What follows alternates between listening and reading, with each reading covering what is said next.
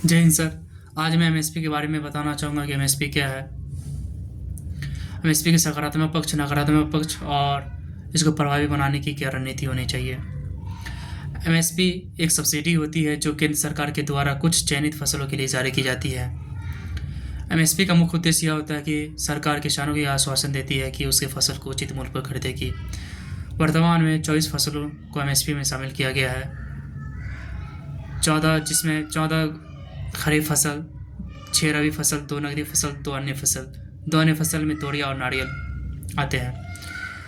MSP के निर्धारण करते समय केंद्र सरकार कुछ बातों को ध्यान में रखती है, जैसे कि कृषि फसलों की मांग और आपूर्ति की स्थिति, घरेलू अंतर्राष्ट्रीय बाजारों में फसलों की कीमत, उपभोक्ताओं का हित। जब हम इसकी सकारात्मक पक्ष के बारे में बात करते हैं तो पहला पॉइंट ये आता है कि उत्पादन और उत्पादकता को बढ़ावा देने में सहायक, क्योंकि किसान एमएसपी का लाभ उठाने के लिए कृषि क्षेत्र में अपना अधिकांश समय दे पाते हैं।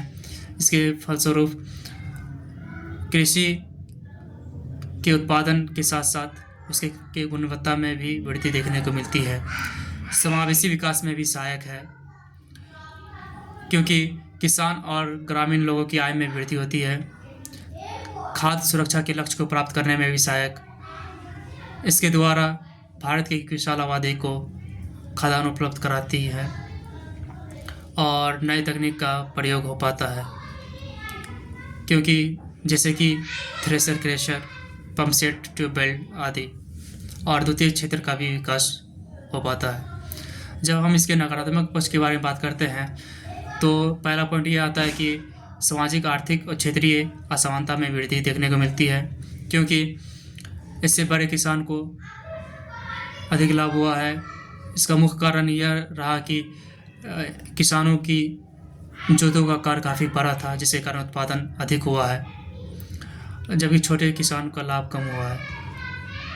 पर्यावरण पर भी इसका नकारात्मक प्रभाव देखने को मिला, क्योंकि एमएसपी कुछ चयनित फसलों के लिए जारी की गई, जिसके कारण भूमि की उर्वरता और उत्पादकता में कमी देखने को मिली। मुद्रास्फीति में भी वृद्धि देखने को मिली, क्योंकि एमएसपी कुछ विशेष फसलों के लिए लागू की गई, जिसके कारण फल सब्जी के उत्पादन में कमी आई और मांग में वृद्धि हुई। और जब हम इसके प्रभावी रणनीति के बारे में बात करते हैं तो पहला पॉइंट ये आता है कि एमएसपी सभी प्रकार के कृषि फसलों के लिए जारी की जानी चाहिए। एमएसपी के बारे में किसानों को जागरूक करना होगा। एमएसपी को निर्धारण करते समय राजनीतिक हितों, महत्वाकांक्षा से ऊपर उठकर लागू किया जाना चाहिए, क्योंकि कई बार देखा गया है कि केंद्र सरकार और राज्य सरकार अपने हितों की पूर्ति के लिए एमएसपी और उस पर बोनस में वृद्धि करती है, जिसके कारण राजकोषीय घाटा में भी वृद्धि देखने को मिलती है।